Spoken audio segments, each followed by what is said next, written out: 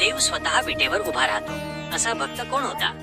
ही आहे भक्त पुंडलिक आणि विठ्ठलाची अशी कथा, जी भक्तीचा खरा अर्थ सांगते. खूप वर्षांपूर्वी भगवान विठ्ठल यांचे एक महान भक्त होते, भक्त पुंडलिक.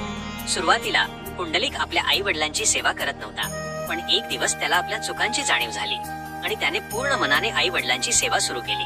त्याच्या या सेवेमुळे देवही प्रसन्न झाले.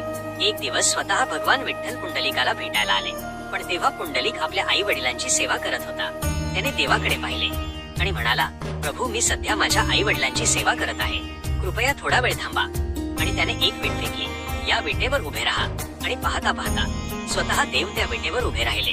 तेव्हापासून भगवान विठ्ठल विटेवर उभे असलेलेच दर्शन देतात. ही कथा आपल्याला शिकवते, आई वडिलांची सेवा हीच सर्वात मोठी भक्ती आहे. अशीच भक्ती कथा पाहण्यासाठी चॅनेलला सबस्क्राईब करा.